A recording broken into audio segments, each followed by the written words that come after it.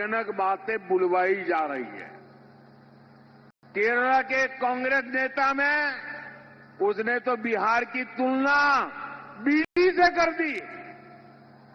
ये भी कांग्रेस की रणनीति का हिस्सा है, जो बिहारियों को प्रताड़ित करते हैं। तमिलनाडु के डीएमके के जो नेता बिहारियों को गालियां देते हैं, उनको कांग्रेस ने बिहार चुनाव में प्रचार के लिए बुलाया, ताकि आरजेडी को आपके गुस्से का सामना करना पड़े। साथियों, कांग्रेस जानती है कि इस बार भी आरजेडी हार गई तो उसकी राजनीति खत्म हो जाएगी और कांग्रेस आरजेडी के वोट बैंक पर कब्जा कर लेगी। एक दूसरों का वोट बैंक छीनने की एक खींचतान अब खुल करके सामने आ गई है। आप देखिएगा, बिहार चुनाव में हारने के बाद कैसे आरजेडी कांग्रेस में गालियों का दौर शुरू होता है। साथियों, बिहार का ये चुनाव बिहार को विकसित बनाने के लिए एक महत्वपूर्ण चुनाव है और विकसित बिहार का मतलब है हर परिवार की समृद्धि, आपके परिवार की समृद्धि, आपके बच्चों की भलाई। विकसित बिहार बनाने के लिए एनडीए की डबल इंजन सरकार बहुत ही जरूरी है। मैं आपको एक उदाहरण देता हूं। आप भी जानते हैं कि केंद्र सरकार देश के हर राज्य में गरीबों के लिए पक्के घर बनाने के लिए मदद करती है, लेकिन जहां जहां एनडीए की सरकार है, वहां तो घर बनाने का काम तेजी से चल रहा है, लेकिन जहां कांग्रेस की सरकार है या कांग्रेस के साथियों की सरकार है, वो इस पूरी योजना को डिब्बे में बंद करके बैठ गए हैं। गरीबों के लिए घर बनने नहीं देते हैं। उनको लगता है कि गरीबों के लिए घर बनेगा तो ये तो मोदी का जय जयकार करेंगे और इसलिए कांग्रेस की सरकारें गरीबों को घर बनने नहीं देती है और इसलिए गरीबों के घर बनाने के लिए भी, पक्के घर बनाने के लिए मुझे आपके आशीर्वाद चाहिए, मेरे साथियों को लिए आशीर्वाद चाहिए। आप देखिए, बिहार में 60 लाख पक्के घर गरीबों को मिल चुके हैं। यहां कटिहार जिले में ही करीब 1 लाख गरीबों को पक्के घर मिले हैं। यानी डबल इंजन सरकार तेजी से गरीबों को पक्के घर बना रही है। साथियों, ऐसे ही बिहार के किसान को भी डबल इंजन सरकार का डबल लाभ हो रहा है। केंद्र सरकार हर साल 6,000 रुपये सीधे किसान के बैंक खाते में जमा कर रही है। अब बिहार एनडीए ने इसमें 3,000 रुपये और जोड़ने की घोषणा की है। यानी यहां जब फिर से एनडीए की सरकार बनेगी तो बिहार के किसानों को कुल 9,000 रुपया मिलने वाले हैं।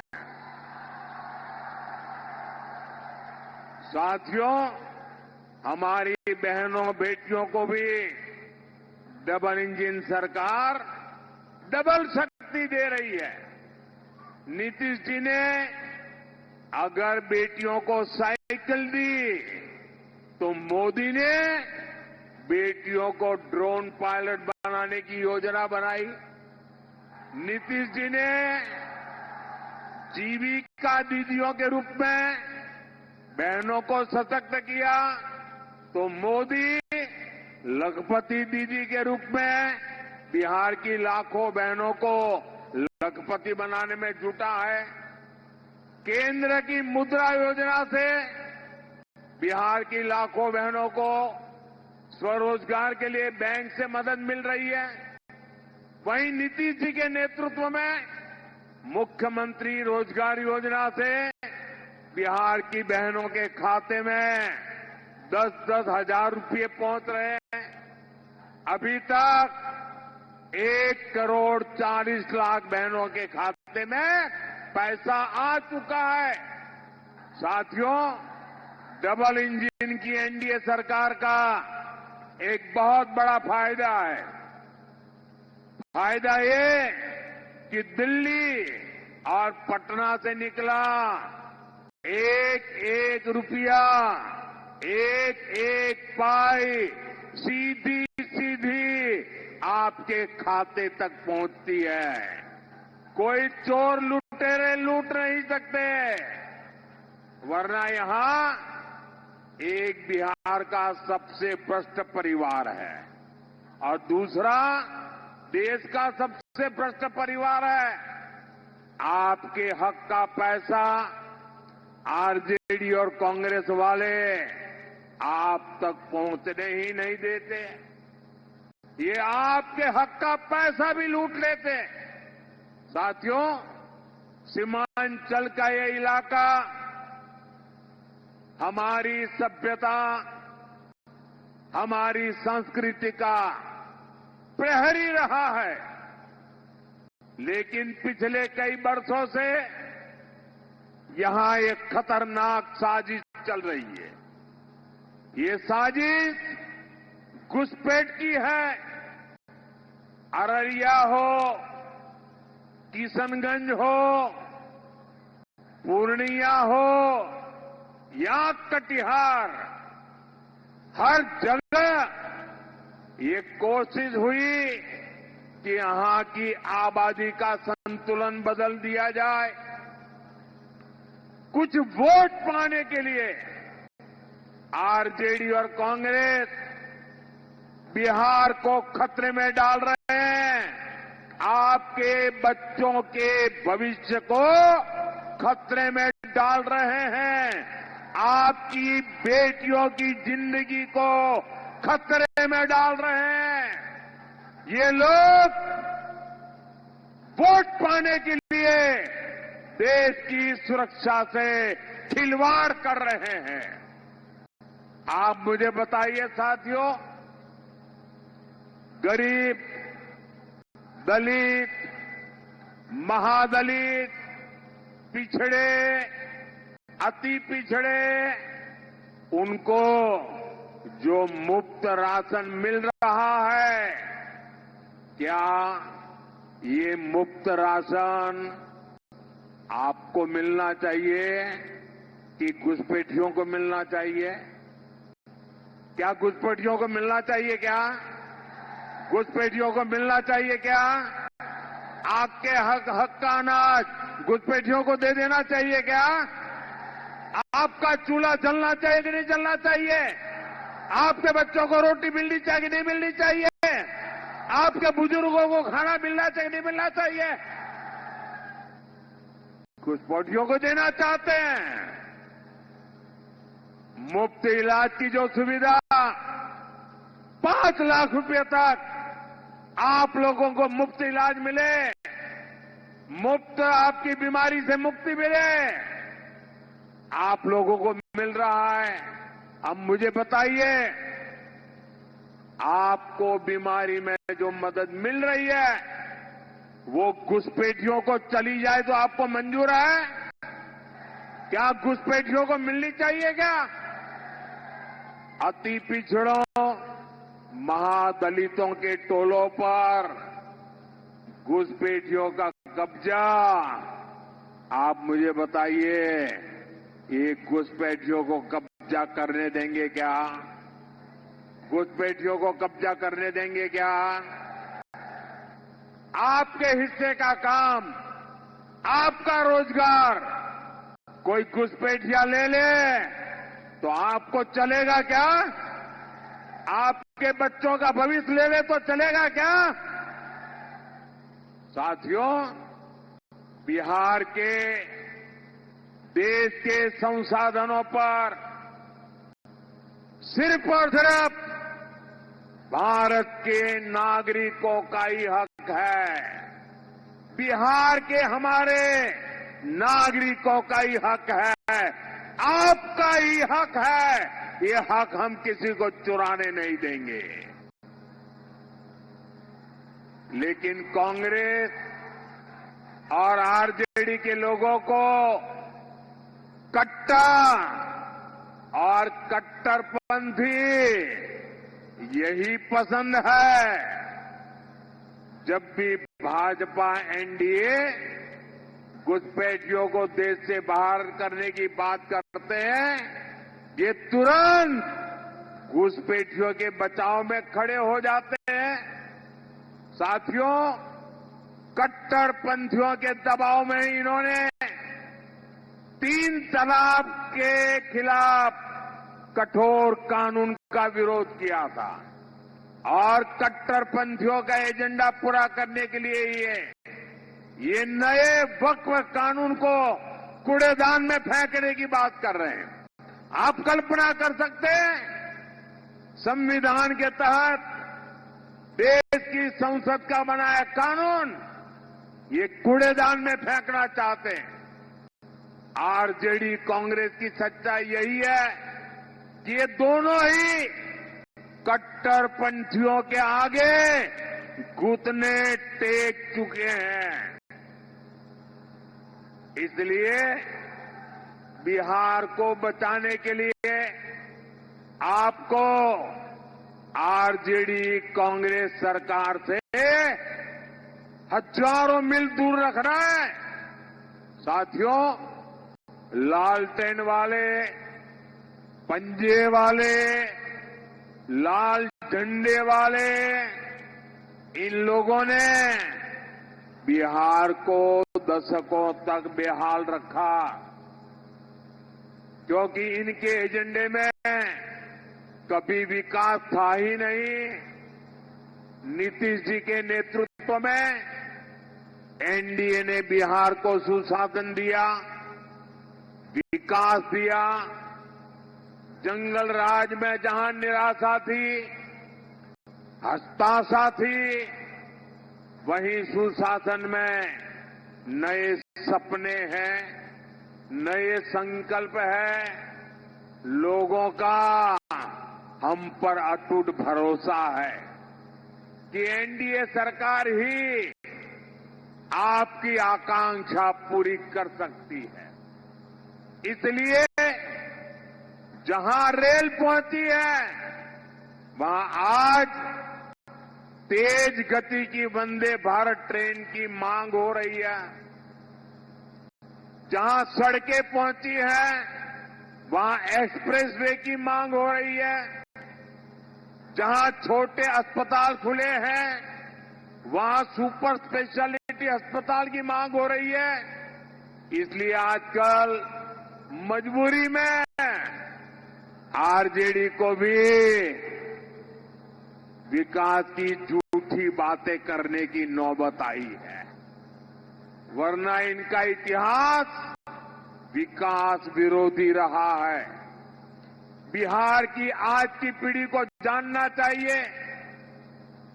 तब लोग मांग करते थे कि सड़क चाहिए, तो आरजेडी कहती थी कि सड़क बनेगी तो हादसों का खतरा होगा। उस समय लोग मांग करते थे कि बिजली आनी चाहिए, तो आरजेडी के लोग कहते थे अरे बिजली आएगी, करंट लग जाएगा, लोग मर जाएंगे। तब लोग गुहार लगाते थे कि बाढ़ से बचाइए, तो आरजेडी वाले कहते थे अरे पानी घर में आना, तो पानी घर में घुसना ये तो सुकून होता है, अच्छी बात होती है। साथियों, लालटेन युग का यही सच है। आरजेडी के लोग गरीब गुरबा, दलित, महादलित, पिछड़े, अति पिछड़े के टोलों में जाकर लोगों को विकास का डर दिखाते थे। आरजेडी की सोच का ये हाल था, तभी बिहार बेहाल था।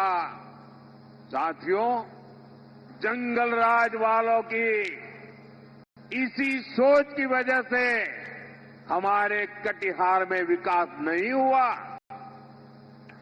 और फिर कांग्रेस आरजेडी ने इसको पिछड़ा जिला घोषित करके पल्ला झाड़ दिया।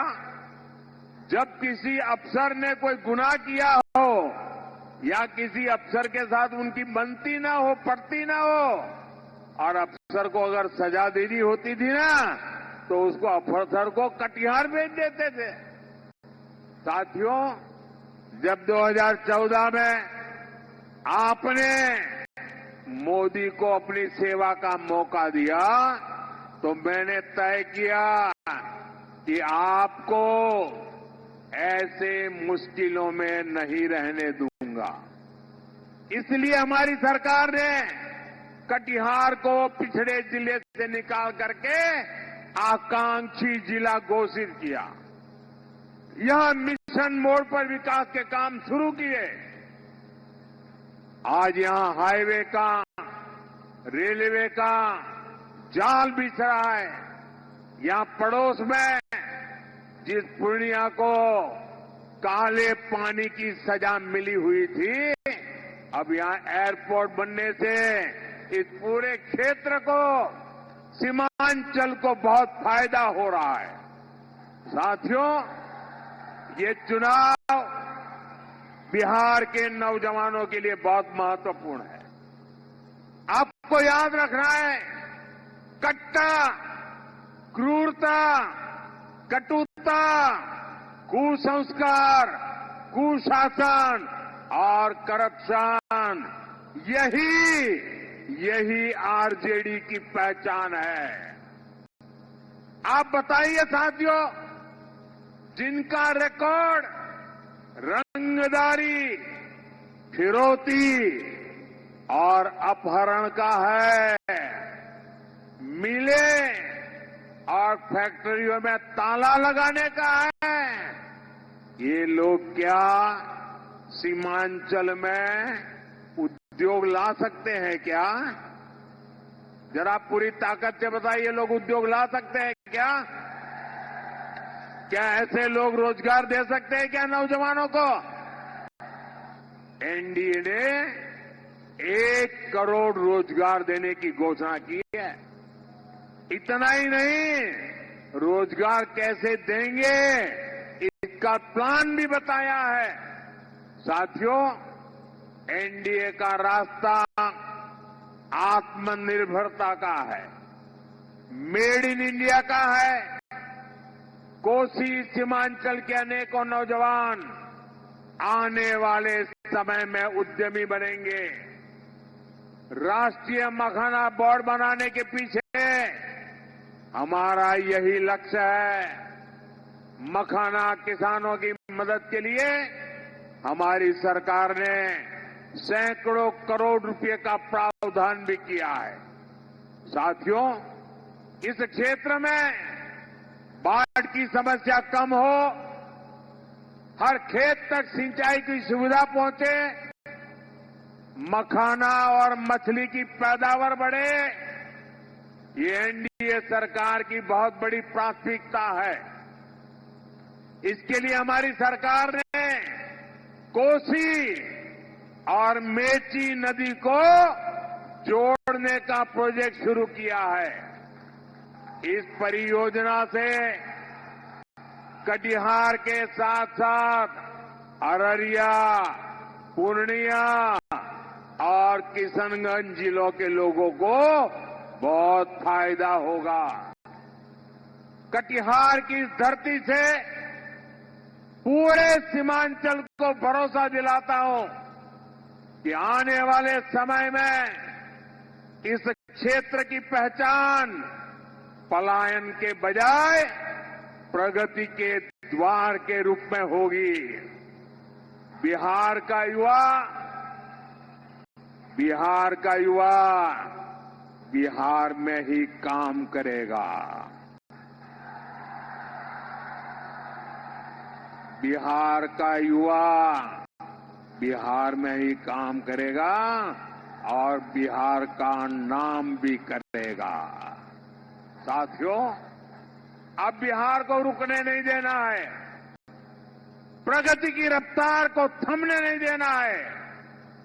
मैं बिहार के हर बेटा बेटी से कहूंगा, आपके माता पिता ने, उनके एक वोट ने जंगल राज को सुशासन में बदला है।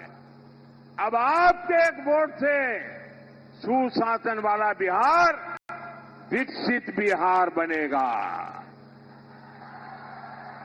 आपके माता पिता ने जिम्मेवारी निभाई, आज भी निभाते हैं। अब ये जिम्मेवारी निभाने का काम मेरे नौजवानों के सर पर भी आया है। आप सभी को, एनडीए के इन साथियों को विजयी बनाना है। मेरे इन साथियों को आपने आशीर्वाद देना है। जो उम्मीदवार है जरा आगे आ जाए, बस यहीं रुक जाए, मैं आपके पास आऊंगा। आप सबको आइए, आगे आइए, साथ में आइए। आपके आशीर्वाद उनको ताकत देंगे। मैं आपके पास इनके लिए आशीर्वाद मांगने के लिए आया हूं। आप इतनी विराट जनसमूह ये विजय निश्चित कर रहा है। मेरे साथ बोलिए, भारत माता की, भारत माता की, भारत माता की।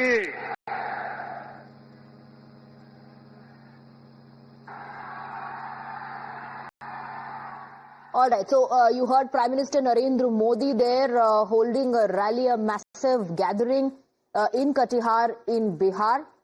Prime Minister hitting out at both the Congress and the RJD. The Prime Minister once again spoke of Jungle Raj. He also hit out at the RJD, saying that before 2014, people of Bihar were not given the promises that were made of world-class infrastructure, of amenities. But the Modi government has made it possible. Quick break with that. There's a lot more lined up on the other side. Today we are in Katihar district. This is one district where the BJP has had it in a mixed bag. Sometimes good, sometimes bad. In these regions is